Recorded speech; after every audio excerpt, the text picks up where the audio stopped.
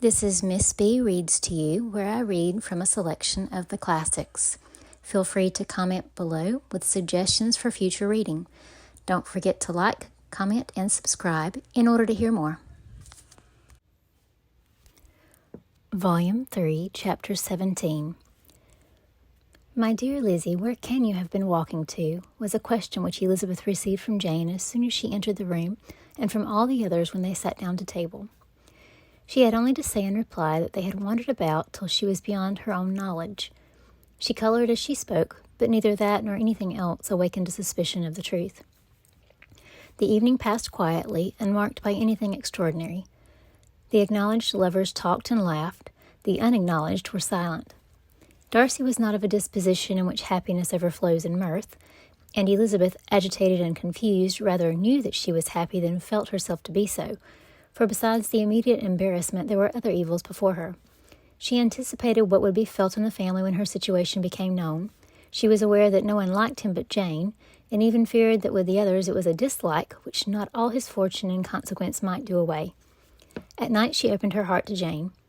The suspicion was very far from Miss Bennet's general habits. She was absolutely incredulous here. "You are joking, Lizzie. This cannot be. Engaged to Mr. Darcy? No, you shall not deceive me. I know it to be impossible." "This is a wretched beginning indeed. My sole dependence was on you, and I am sure nobody else will believe me if you do not. Yet indeed I am in earnest. I speak nothing but the truth. He still loves me, and we are engaged." Jane looked at her doubtingly. "Oh, Lizzie, it cannot be. I know how much you dislike him." "You know nothing of the matter. That is all to be forgot. Perhaps I did not always love him so well as I do now, but in such cases as these a good memory is unpardonable.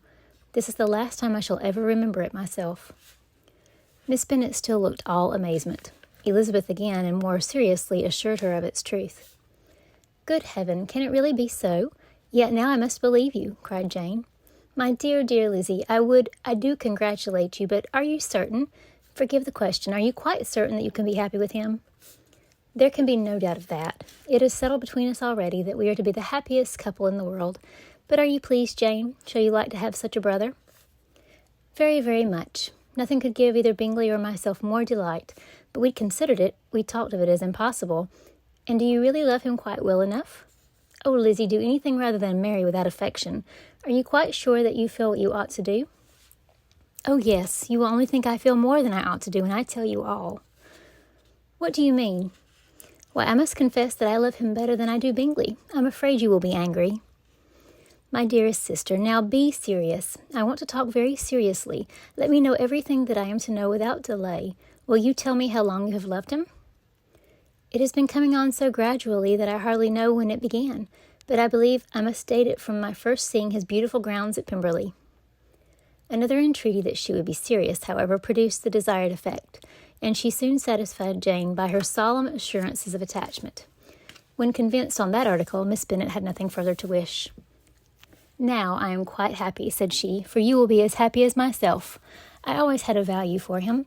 Were it for nothing but his love for you, I must have always esteemed him. But now as Bingley's friend and your husband, there can be only Bingley and yourself more dear to me.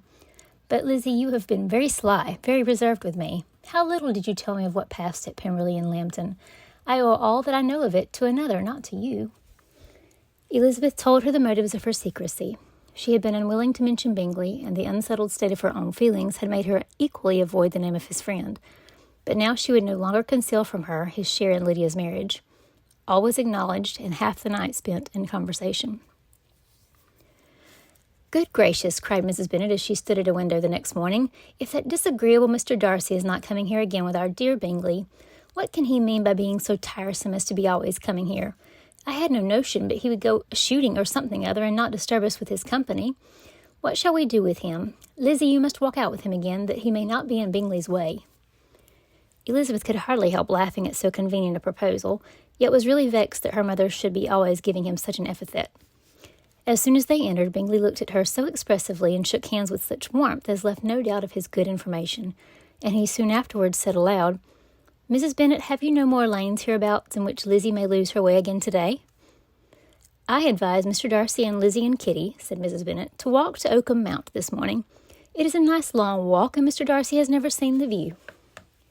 "It may do very well for the others," replied Mr. Bingley, "but I am sure it will be too much for Kitty. Won't it, Kitty?"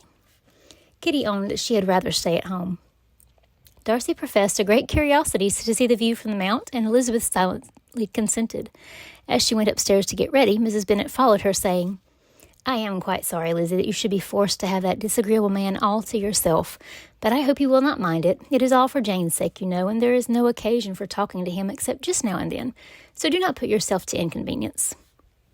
During their walk, it was resolved that Mr. Bennet's consent should be asked in the course of the evening.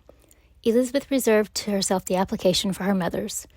She could not determine how her mother would take it, sometimes doubting whether all his wealth and grandeur would be enough to overcome her abhorrence of the man. But whether she were violently set against the match or violently delighted with it, it was certain that her manner would be equally ill adapted to do credit to her sense, and she could no more bear that Mr. Darcy should hear the first raptures of her joy than the first vehemence of her disapprobation.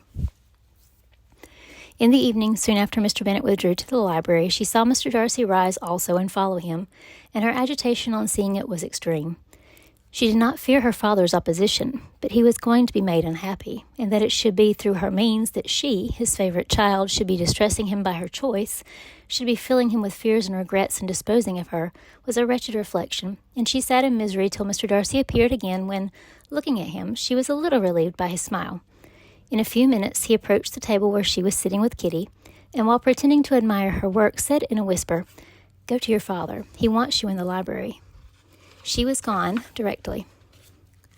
Her father was walking about the room, looking grave and anxious.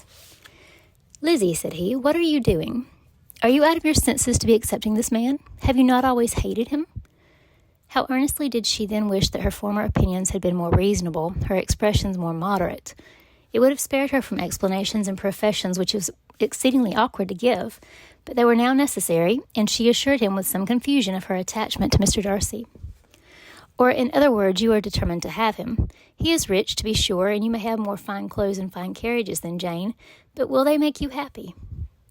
"Have you any other objection," said Elizabeth, "than your belief of my indifference?" "None at all.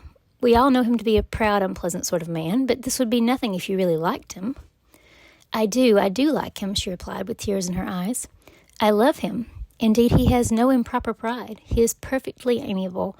You do not know what he really is. Then pray do not pain me by speaking of him in such terms." "Lizzie," said her father, "I have given him my consent. He is the kind of man, indeed, to whom I should never dare refuse anything which he condescended to ask. I now give it to you, if you are resolved on having him. But let me advise you to think better of it. I know your disposition, Lizzie. I know that you could be neither happy nor respectable unless you truly esteemed your husband, unless you looked up to him as superior. Your lively talents would place you in the greatest danger in an unequal marriage. You could scarcely escape discredit and misery. My child, let me not have the grief of seeing you unable to respect your partner in life. You know not what you are about."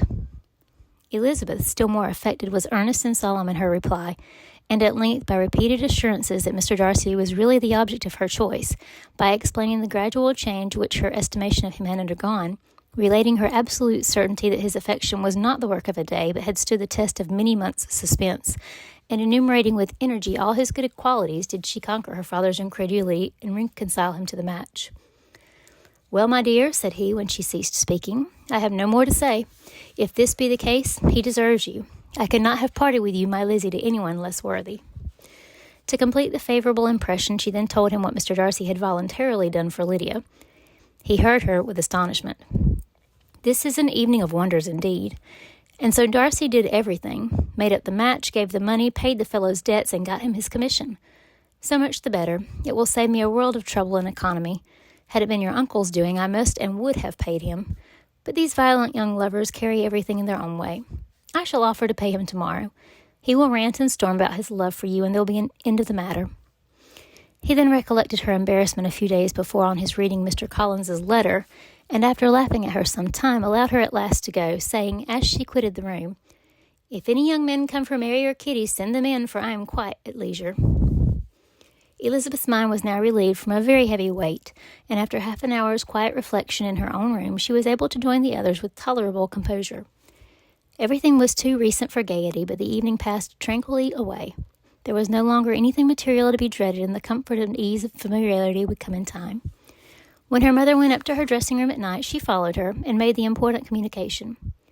Its effect was most extraordinary, for on first hearing it, Mrs. Bennet sat quite still and unable to utter a syllable, nor was it under many, many minutes that she could comprehend what she heard, though not in general backward to credit what was for the advantage of her family or that came in the shape of a lover to any of them. She began at length to recover, to fidget about in her chair, get up, sit down again, wonder, and bless herself. Good gracious, Lord bless me, only think, dear me, Mr. Darcy, who would have thought it? And is it really true? Oh, my sweetest Lizzie, how rich and how great you will be!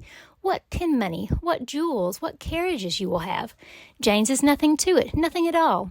I am so pleased, so happy, such a charming man, so handsome, so tall. Oh, my dear Lizzie, pray apologize for my having disliked him so much before. I hope he will overlook it.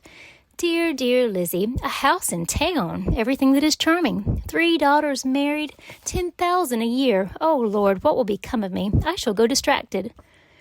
This was enough to prove that her approbation need not be doubted, and Elizabeth, rejoicing that such an effusion was heard only by herself, soon went away. But before she had been 3 minutes in her own room, her mother followed her. My dearest child, she cried, I can think of nothing else. 10,000 a year, and very likely more. 'Tis as good as a lord, and a special license. You must and shall be married by a special license. But, my dearest love, tell me what dish Mr. Darcy is particularly fond of, that I may have it tomorrow. This was a sad omen of what her mother's behavior to that gentleman himself might be, and Elizabeth found that though in the certain possession of his warmest affections and secure of her relations' consent, there was still something to be wished for.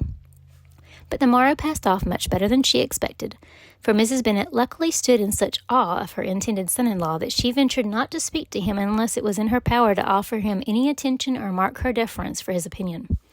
Elizabeth had the satisfaction of seeing her father taking pains to get acquainted with him, and Mr. Bennet soon assured her that he was rising every hour in his esteem. I admire all my 3 sons-in-law highly, said he. Wickham, perhaps, is my favourite, but I think I shall like your husband quite as well as Jane's.